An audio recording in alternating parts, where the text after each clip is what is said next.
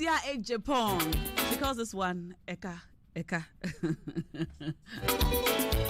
is Eka right? Eh? Kokoko, It's Kokoko, yeah. I'm sorry. Wrong filler. It's Kokoko.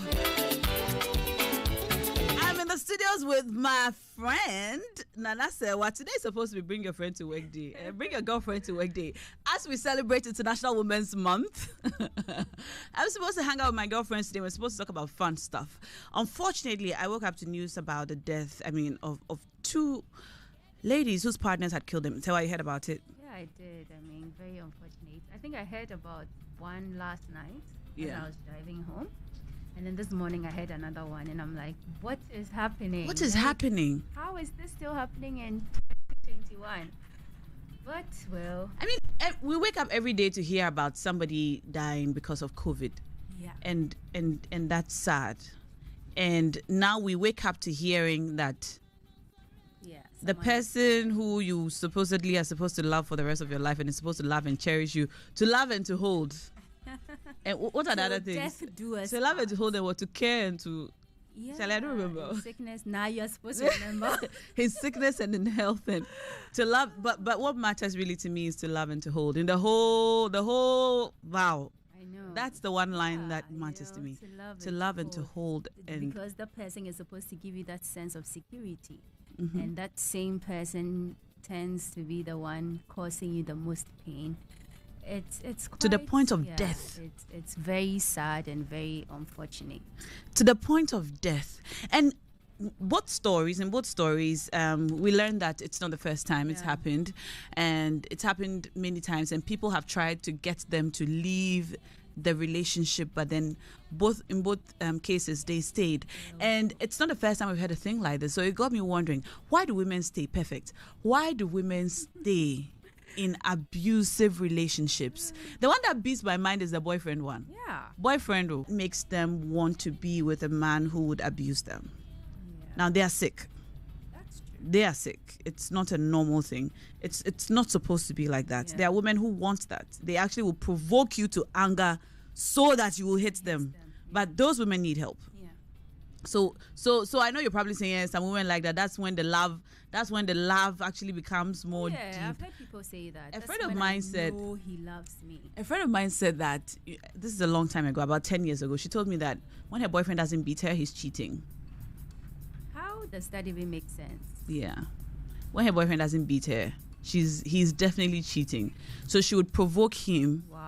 So that he beats her, and then when they have makeup sex and all of that, then she's happy. Wow. Because then, her man is back. And she needs help. Yes, she needs help. But today I'm asking you listening to me, why do women stay in abusive marriages and abusive relationships?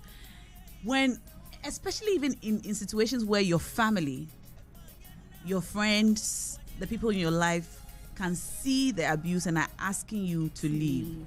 Because for some people, going to tell your folks, your parents and so on that, my husband is beating me, it's embarrassing for them. They don't have the courage to do it, so they'd rather stay. But for those who are told, like in this situation, your family and your friends have told you to leave, but you want to pray. Yeah, you're a pastor, so please help me out on this. There are some situations in marriage. They say God hates divorce, right? But there are some situations that happen in marriage that, to a mere mortal like me, I would advise that you pack bag and baggage and go. But in Christian counseling, I know that you are encouraged to pray about it and weather the storm. It will get better and so on. You're a pastor. But even how do you advise in situations like that, from a church perspective, the first thing you're supposed to do is remove the person from the situation. Because you don't need to be in the house to work on your marriage. Okay. Because in the house, that's where the threat is. So the first point of call is to take the person out of that house. Okay. And maybe you are with your parents or whoever. And then if you still want to work towards your marriage, let's see how we can help with people, especially the person who is doing the abusing. Because that person seriously needs help. The person who is doing the abuse seriously needs help. Because if you don't see anything wrong inflicting pain on someone you claim you love so much, then clearly something is wrong with you. Because if you care about someone, when the person is in pain, you feel it too. Mm-hmm. So if you're beating someone and you're not feeling it, that this is a woman I have promised to love for the rest of my life, and you can't seem to tell that this thing that I'm doing, it doesn't even make sense, then you seriously need help. And the woman shouldn't be in the house whilst you are trying to solve the situation. Because what's the point if by the time we get to the solution, the person is dead? Yeah. So I think the first point of call is taking the person out of that situation. That's dangerous. At what point do you know that, okay, it's time to remove this woman from the house? Is it when... I mean, the minute he lays a hand on you. What if it was a mistake? How is it That's a mistake? what we often How hear. do you hit someone by mistake? Well, you know how by reflex, someone can just annoy you. You throw your hand. Wow. And then your hand can just land on her left eye. I mean... And that's what we often hear. It was a mistake. I was upset. So I just, just threw my right hand and it landed on her left eye, and it will never happen again. You see, people, one thing I've come to know is that people who abuse people have mastered the act of making excuses, and they can convince you to the point where you that you are being abused would even think probably you are the problem. Yeah. Because they are so good, they are crafty, and they make you feel like it's a mistake, I've never done this. But I don't think anyone gets up and hits someone like out of the blue. You probably might have seen signs in terms of how the person handles anger, how the person confronts issues. I think you definitely see signs. Yeah, I was once told that you can tell if a person will hit you by the way they treat inanimate objects. I mean... Inanimate objects. Like his computer freezes, bang, bang, bang. Yeah. Slaps the computer. That's like he's typing and the computer freezes. You know, people do that, they die. I mean... The way they handle inanimate objects would let you know how they would probably treat you when they're angry. So you look out for things like that. And I think I've also heard people say you can tell a lot about a person when he or she is angry. Mm-hmm. Because when there's anger, sometimes you don't really have proper control of yourself. Yeah. So if this is someone who has mastered self-control, or someone who has learned how to deal with his or her anger, when the person is angry, you can tell how the person behaves. But if someone is angry and the person says words that are so dehumanizing, the person is raising his voice to the extent that you are scared. You know, people can shout and you're afraid. Yes. Yeah, I think then you should know that this is definitely someone who has the tendencies of being abusive. You know, we talk about physical abuse so much. And, as for physical abuse, it's easy to spot. If someone slaps you, they have slapped you, and you can start driving to Dovsu. Yeah. But let's talk about mental and emotional abuse. The one that doesn't manifest physically. Yeah, the silent killers. Yeah. The snide comments, silent treatment, running you down and saying very interesting things. I had a friend whose husband, I think we were in the same law school at the Faculty of Law, University of Ghana. It was a common example in Atugube's class. Yeah. So he would say he'll call his wife on his way home. So his wife was a housewife, right? He'll call his wife on his way home and say, "Hello, Nancy, banku and groundnut soup." That's all. And she'll say, "Oh, today I cooked rice, jollof rice." And he'll say, "Banku and groundnut soup." And cut the call. Wow. He didn't beat her, right? He won't beat her, nothing of the sort. But the moment he talks to her that way, he doesn't talk much. He'll just say, "Banku and groundnut soup." And she's like, "Oh, I cooked jollof rice." And he says, "Banku and groundnut soup." And he's on his way. And he'll get home in 30 minutes. Groundnut soup. It doesn't take 30 minutes to make groundnut soup. And then she's apprehensive of what might happen. Wow. And she's scared. And she's like, "You want banku and groundnut soup?" And she says, "Man, okay, let me." And then by the time he gets home, she's a wreck. Yeah, I mean, I can imagine that. He doesn't touch her. He doesn't beat her. Nothing of the sort. But the emotional and mental trauma that he causes her just by telling her what he wants to eat 30 minutes before he gets home sends her on this. She just feels like she's going crazy. Every night it happens.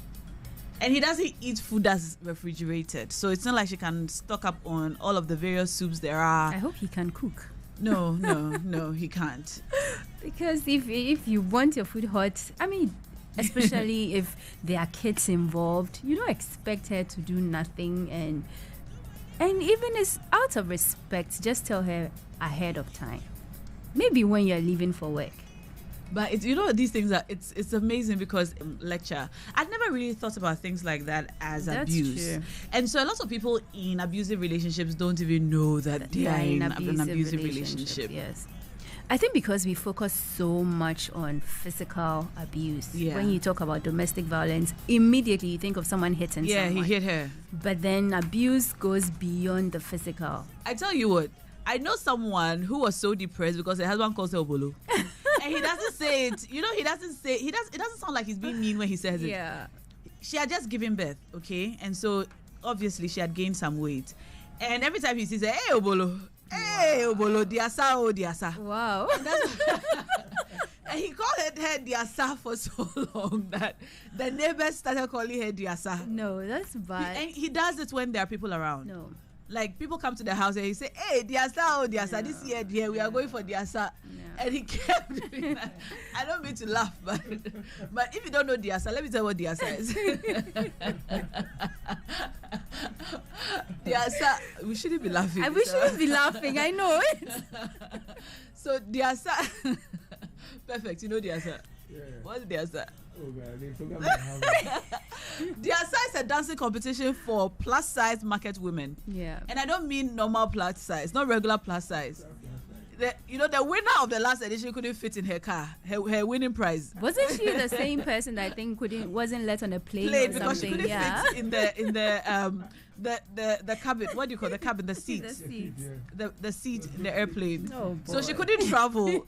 She was supposed to go on vacation as part of her winning, the prizes, but she couldn't fit in the plane, so she had to disembark.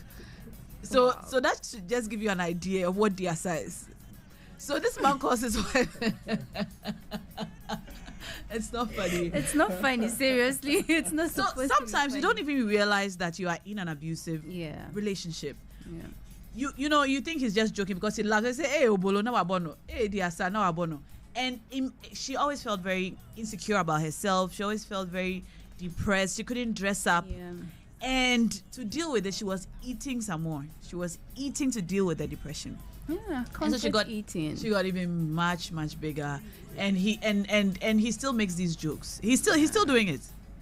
Has she told him that this thing you're doing makes me uncomfortable? Yes, and he says it's just a joke. He's just playing. And so that brings me to the question: do abusive people even know that they are abusing you, especially emotional and mental abuse? Know that they are doing it because this man says he's playing.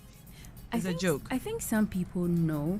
Some people don't, especially when it comes to the emotional and mental aspect of it. Because even on social media, someone comes to write a comment under your post and the person sees nothing wrong with it. Because that's just who the person is. The person has been raised to be able to say things like that and get away with it.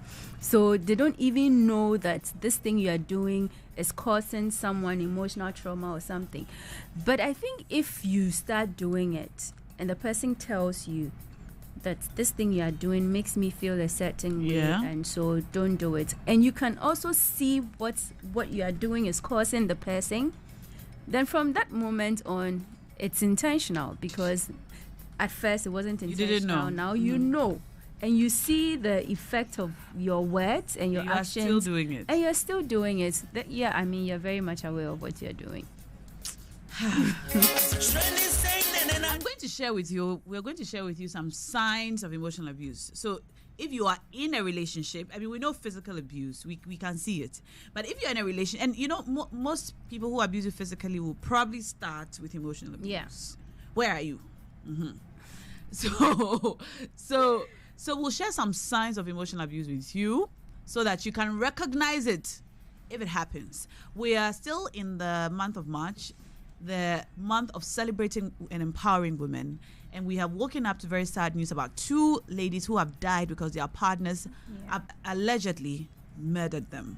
So I think it's important that we have this conversation. So when we come back, here are the signs to look out for in a relationship that's potentially or is emotionally abusive. Let's go for a music break. DJ Perfect.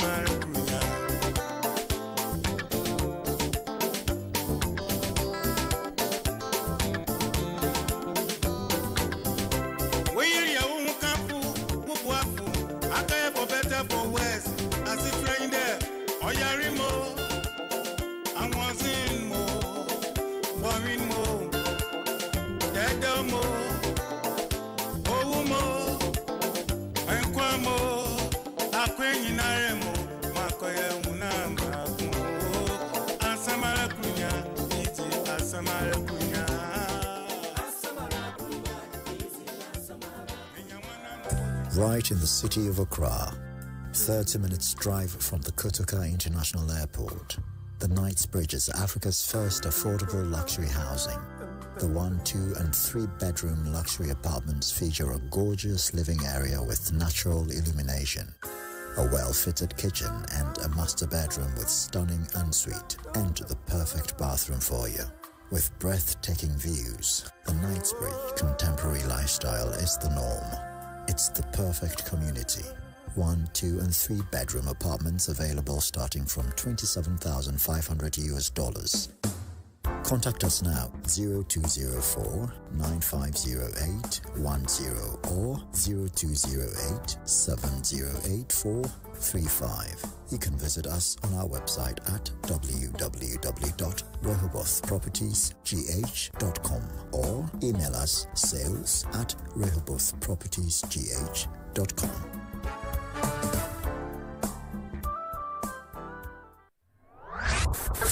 Turn the radio on. It's the Rush Hour on 99.5. Accra's hottest drive time extravaganza. Join Elvis Crystal on the Rush Hour Monday through Friday for the best upfront R&B, dancehall, Afrobeat, and all the pop hits. It's the Rush Hour. The Rush Hour. It's Elvis Crystal on the Rush Hour. On the Rush Hour. Welcome to the voice of the land. The best music lives here. Asaase 99.5. We've got your music on 99.5. Asaase Business Roundtable is a conference of experts on business, finance, and economic issues broken down into digestible bits. Make a date with our expert, panelists, and seasoned guests every Thursday evening at 7 p.m. with me, Prince Moses, your host on Asaase Business Roundtable, where we mean serious business.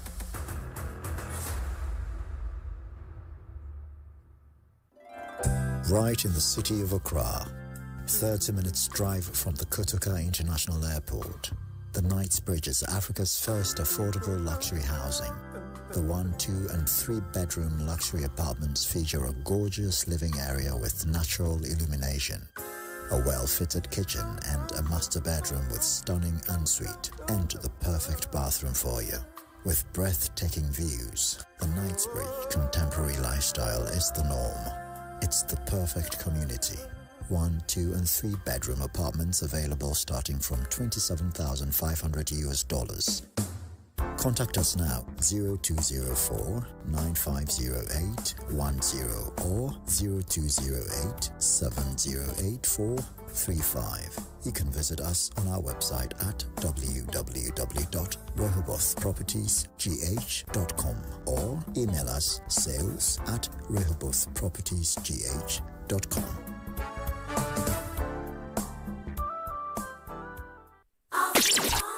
Accra was officially declared the commercial capital of Africa on the 27th of October 2020 at the 4th Ghana International Trade and Finance Conference GITFIC by the Senior Minister of Ghana, the Mayor of Accra, and industry titans.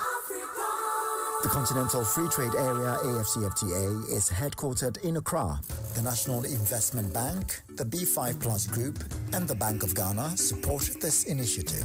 Visit gitfic.com or accra-commercialcapital.com to learn more.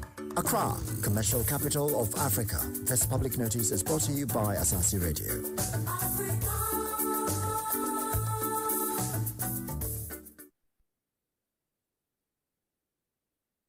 Asaase Radio 99.5. All the biggest names in music play here.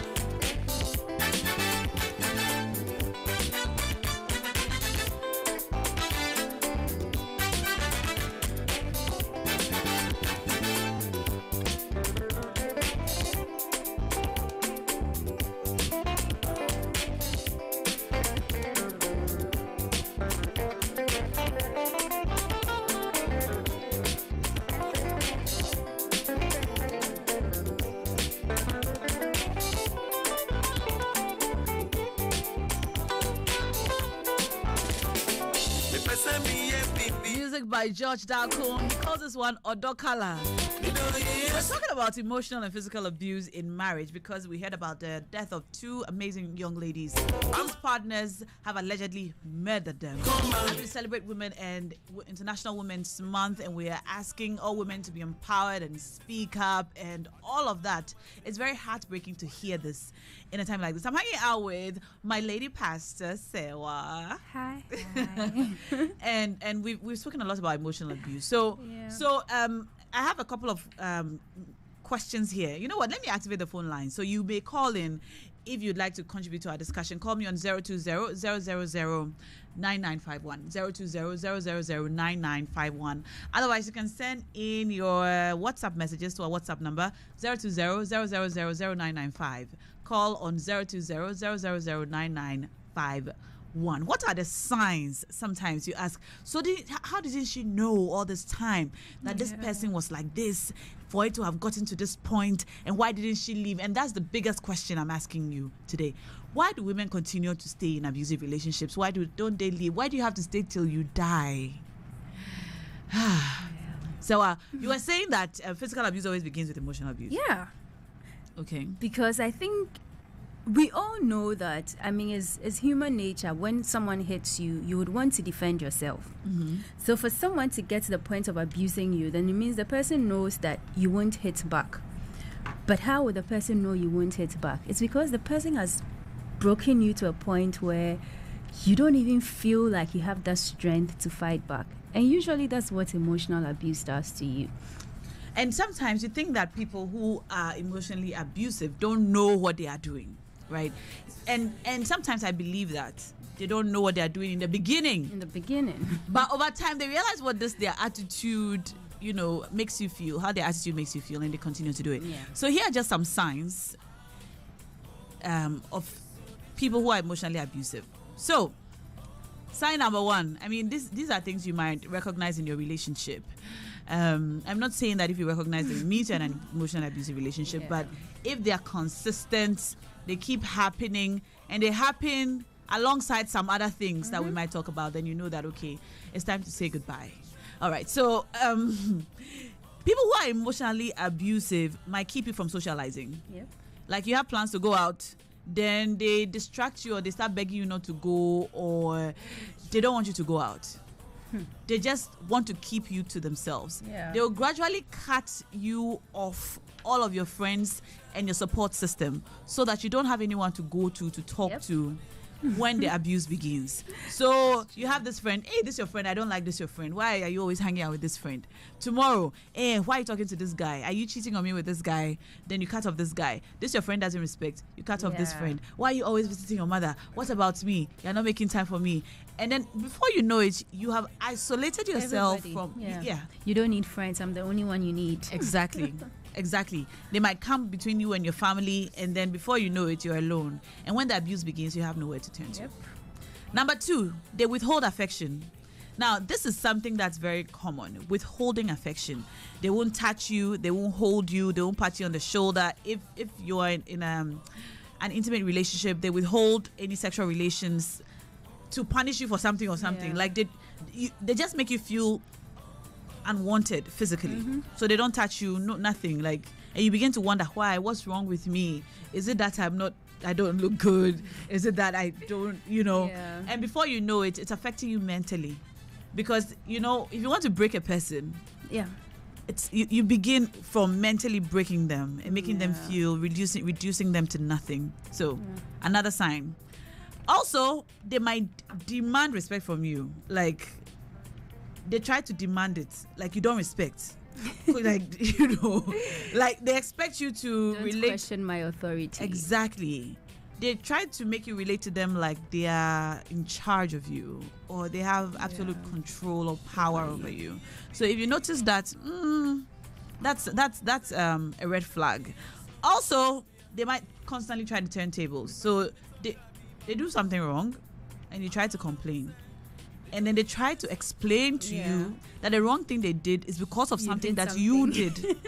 And by the time the conversation is over, you walk away feeling like guilty. You are the one who caused them to do what they did to you. And then you apologize. That's true. They don't apologize. They do something wrong. You try to confront them. And then they convince you. You leave convinced that, oh, Ebia, yeah. And it's amazing. These people are really smart. They are very manipulative. Very manipulative. Very manipulative. And at the end of the day, the things I worry about the most, how these relationships affect the children. Because one reason women don't leave an abusive relationship is because of the children. And that's something we hear over and over and over again. Aside their Christian values, the fact that they might be economically handicapped, it's the children most of the time. How does it affect the children? How would you advise a couple or a woman who comes to you as a pastor and says, I don't want to leave because of the children? But have you also thought of what staying is doing to the children? Because it's been said that most young girls who grew up in abusive relationships tend to date abusers themselves. Because there's this saying that every girl wants to marry a man like her father. Yeah. And sometimes some people are strong enough to say, no, I don't want to marry a man like my father because he is not the ideal man. Some are not able to do that. So in her mind, especially for the young girls, in her mind, she grows up thinking that, well, a man is supposed to be abusive to show affection. And end up in abusive relationships. Because there are some mothers who actually advise their daughters who are being abused to stay. Because that's how men are. Before. You hear all these things. Because we've been conditioned to think that it's the woman's fault she's being abused. So don't provoke him. Whatever he wants to eat, do it for him. But a person would abuse you for no reason because that's just who they are. So sometimes we think we are doing the children a favor by staying in, but we end up doing them a lot of harm. A lot of young guys who have grown up in abusive relationships have become abusers themselves because these are the examples they saw. They didn't see their mother walking away. They didn't see their mother standing up against their father, which means, well, this is how it's supposed to be. My mom, if it was so bad, my mom would have walked away, but she stayed. So sometimes, I know that you're thinking, well, raising a child from a broken home, what would it do to the child? And it has its own issues. I grew up from a broken home, not an abusive home, from a broken home. And clearly, there are times I tell people I have daddy issues I'm working on, and that's the truth. But you also think about the example you are setting for your children. You need to teach your children to be able to stand up for themselves in the face of abuse. Because we live in a very crazy world. And if your child doesn't learn to stand up for themselves, or how do they even now learn to stand up for others? But we are in a society where we need to stand up for ourselves so that we can stand up for others. Very well said. Let me read some of your messages coming in. Now, one sign. You tell them something that's important to you and they say it's nothing. Then body language like rolling their eyes and shaking their head when you are trying to tell them something that is important.